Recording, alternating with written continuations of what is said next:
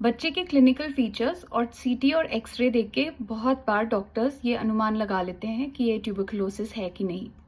फिर हम क्यों फर्दर टेस्टिंग के लिए इंसिस्ट करते हैं, हम क्यों स्प्यूटम टेस्टिंग के लिए या फ्लेक्सिबल ब्रोंकोस्कोपी के लिए इंसिस्ट करते हैं। वो इसलिए क्योंकि हम अपना डायग्नोसिस कंफर्म करना चाहते हैं। कुछ ऐसे इन्फेक्शंस होते हैं जिनके clinical features x ray findings TB की तरह ही होते हैं, उनमें भी कैविटेटरी लीजन्स होते हैं लेकिन ट्यूबरकुलोसिस नहीं होते हैं। जैसे कि कुछ फंगल इन्फेक्शंस लाइक क्रिप्टोकोकस या नॉन ट्यूबरकुलर माइकोबैक्टीरिया। इन इन्फेक्शंस का ट्रीटमेंट टीबी की दवाइयों से नहीं होता, सो हमें अपना डायग्नोसिस कंफर्म करना है।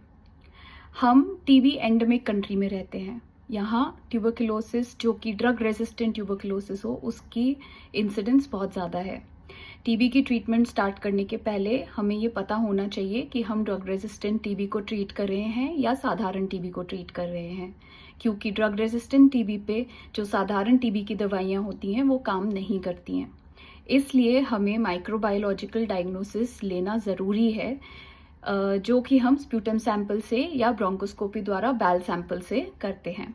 इस सैंपल को हम सीबीनैट एंड कल्चर के लिए भेजते हैं, जिस पे टीबी का बैक्टीरिया पकड़ में आ जाए तो उस पे हम दवाइयाँ डालकर ये जांच कर सकते हैं कि वो दवाइयाँ काम करेंगी कि नहीं। ट्रीटमेंट स्टार्ट होने के पहले drug resistant TB rule out करना ज़रूरी है। अगर हम ऐसा नहीं करेंगे तो क्या होगा? अगर हम ड्रग रेजिस्टेंट टीबी को पहले डिटेक्ट ना करें और एम्पेरिकल ट्रीटमेंट शुरू कर दें, टीबी साधारण टीबी की दवाइयाँ शुरू कर दें, बच्चे को 4-6 हफ्ते तक दवाई देने के बाद हमें समझ में आएगा कि ये दवाइयाँ असर नहीं कर रही है, तब तक ये टीबी बढ़ सकती है, तब तक ये टीबी फेफड़ों से बाहर पूरे बॉडी में कहीं पे फैल सकती है और इससे आगे जाके बच्चे का आउटकम जो है वो पुअर होता है। 6 हफ्ते के बाद यदि हम ब्रोंकोस्कोपी करके सैंपल निकालना चाहें, उसके अंदर टीबी बैक्टीरिया पकड़ में आने के चांसेस थोड़े कम होते हैं, क्योंकि उसको साधारण टीबी की दवाइयाँ कुछ टाइम तक मिल चुकी हैं। इसलिए टीबी की दवाइयाँ शुरू करने के पहले हमें टीबी के डायग्नोसिस को कंफर्म कर लेना चाहिए। हमें ये चीज़ जान लेनी चाहिए कि ये साधारण टीबी है कि ड्रग रेजिस्टेंट टीबी है।